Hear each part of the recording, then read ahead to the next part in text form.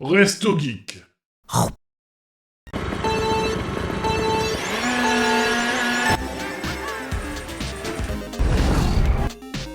On a vraiment la belle vie, petit frère.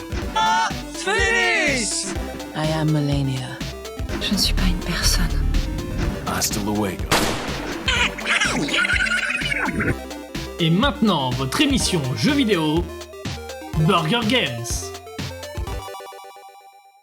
Et les deux derniers jeux dont je voulais parler, le premier est un jeu multijoueur fait par les créateurs d'un jeu que j'adore, un roguelike qui s'appelle du coup Curse of the Dead God.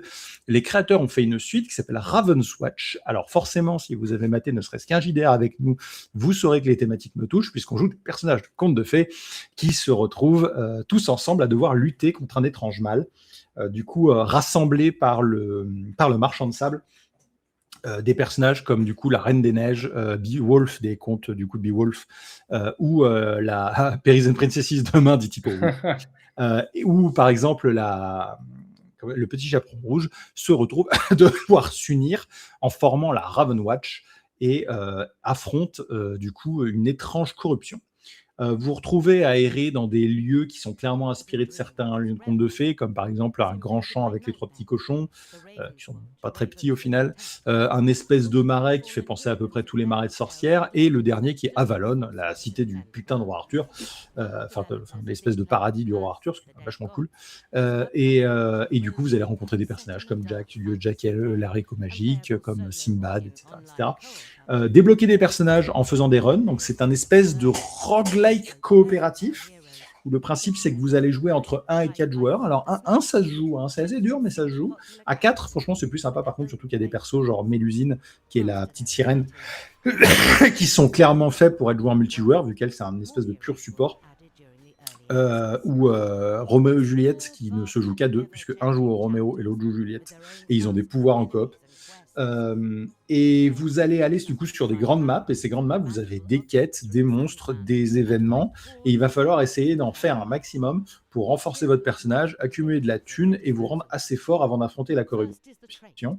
Et vous allez devoir affronter la corruption une fois par map, et lorsque vous la battez du coup vous passez à la map suivante jusqu'à arriver à la dernière et vaincre la corruption.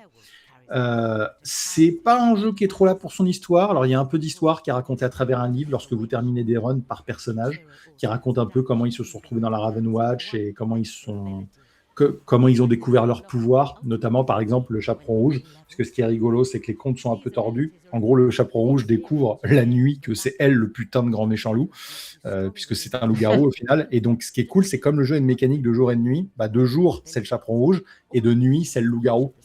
Et du coup, c'est une mécanique qui est très rigolote. C'est mon personnage préféré. C'est Once Upon a Time, ça dit Tipo. Je rappelle pour le live de demain que tout ce que j'ai écrit pour cette campagne a été écrit et pensé avant que je mate Once Upon a Time. Et quand j'ai maté Once Upon a Time, j'ai fait « Oh merde !» Prouve-le. Je peux pas le prouver. Le jeu est vraiment fun en coop. Alors, j'ai pas joué en coop avec des potes parce que j'ai pas d'amis. Par contre, j'ai joué en coop du coup en ligne avec d'autres gens. Hein, c'est déjà vachement plus drôle. Je pense que si j'avais des amis, là, Sonata. déjà, je serais un peu moins seul. Oui, mais personne ne veut payer le jeu verbal pour jouer avec moi. Et même pas Kelsey. Hein. Et du coup, le jeu, je pense, franchement, si vous avez un groupe de potes avec qui jouer, il est beaucoup, beaucoup plus fun. Surtout que les personnages sont vraiment variés, ont leurs propres compétences. Et in-game, les compétences changent vachement. En fonction de ce que vous faites et des persos que vous choisissez, donc il y a beaucoup de rejouabilité, et la principale caractéristique de cette boîte qui a fait du coup ce jeu et Curse of the Dead God, c'est qu'en fait niveau feeling de gameplay ils ont une maîtrise de dingue, à manette en main je vous jure c'est un plaisir à jouer, comme Curse of the Dead God. Par contre, comme Curse of the Dead God, c'est bien chaud patate quand même. Ils aiment bien les jeux où il faut se sortir les doigts. Voilà, donc Raven Watch, franchement, moi c'est validé. Ça faisait un moment que j'avais envie de l'essayer. J'ai pas encore rejoué, sachant qu'il y a une mise à jour gratuite et Merlin l'Enchanteur vient d'être ajouté au personnage jouable. La TA est cool, mais c'est vrai que ce genre de jeu, c'est pas trop mon. Ouais, faut aimer. C'est pas trop mon délire. Donc c'est un espèce de semi Hades. Ouais, hack and slash un peu. Avec le côté beaucoup moins histoire. Voilà, donc si vous jouez à Hades pour l'histoire, ouais, Raven's Watch n'est pas trop fait pour vous. Si vous jouez à Hades pour le côté jeu exigeant, ouais, Raven's Watch est fait pour vous.